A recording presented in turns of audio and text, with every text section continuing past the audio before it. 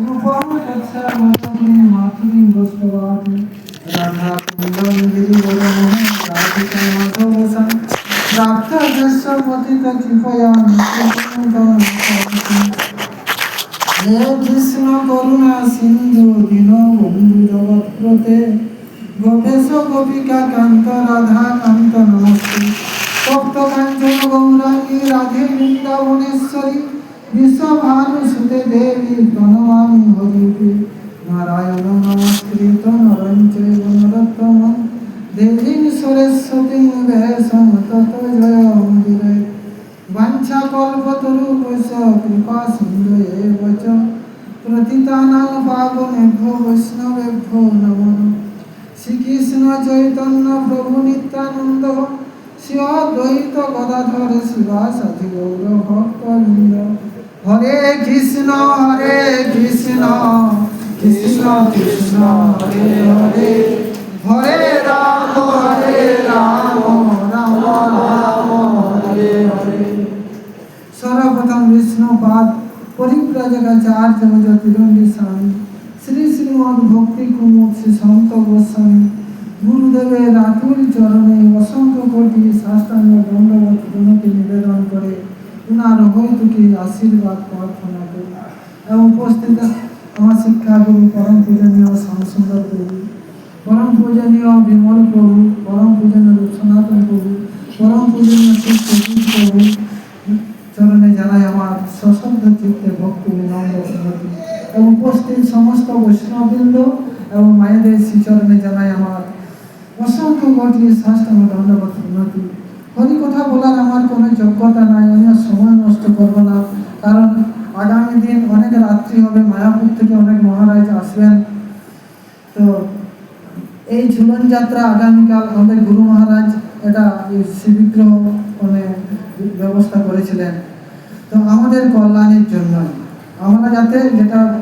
বললেন যে আমরা জনমৃত্যুর পরপারে যদি যেতে চাই তাহলে অন্তরের সেই ভক্তি পসরা নিয়ে সেই ঝুলন যাত্রা দর্শন করতে হবে তাতে আমাদের শাশ্বত জীবন লাভ হবে আর ভগবানের যে অপ্রাকৃত লীলা বর্ণন করার মতো সামর্থ্য কারো কখনোই সম্ভব নয় এই জন্য বলছি কৃষ্ণ রূপ অমৃত সিন্ধু তাহার তরঙ্গ বিন্দু একবিন্দু জগৎ ডুবাই ভগবানের এই যে সম্ভবময় লীলা ঝুলন যাত্রা মানে অনন্ত লীলার মধ্যে একটা মানে মাধুর্যপূর্ণ লীলা তো এই লীলা দর্শন করতে গেলে সেই স্তরে তাকে পৌঁছাতে হবে দিব্যাদিব্য ধামে তাকে মানে একটা মানে আলাদা রাজ্যের নামময় তাকে থাকতে হবে সেই সময় তবে কেন সেই রাজ্যে পৌঁছাতে হবে মানে আহারে বিহারে স্বপ্নে জাগরণে সব সময় জপ করতে হবে জপের দ্বারা চিত্তটা নির্মল যখন হবে তখনই সেই ভগবানের অপ্রকৃত লীলাগুলো সব আমরা হৃদয়ঙ্গম করতে পারবেন তো সেই মানে দশবিধা নাম অপরাধ শূন্য হয়ে জপ করতে হবে তবে কেন সেই জপের সার্থকতা ওটা আমি মুখে জপ করছি কিন্তু জপের মধ্যে আমি নেই একাগ্রতা নাই সেখানে তাহলে সে জপের পাওয়া যাবে না এই জন্যই বলছে আমার যাতে সমস্ত দিক থেকে মানে বাক্যের দ্বারা মনের দ্বারা এবং শরীরের দ্বারা কোনোরকম ভাবে কোনো পাপ কার্য না করি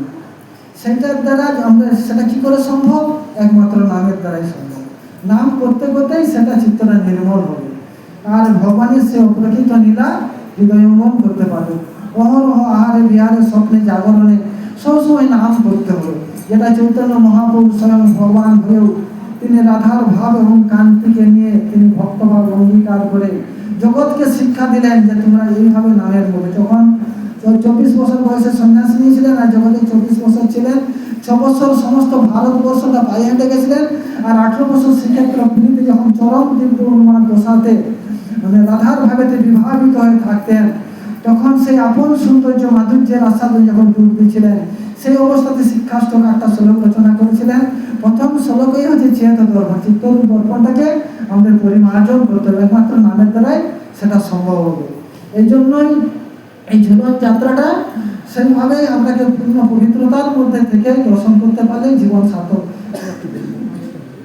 তো এইবারে আমাদের পরম পূজনীয় মানে আমাদের আশ্রমের ট্রাস্টি বোর্ডের মেম্বার উনি তো ওনার মুখ থেকে আপনারা একটু বলুন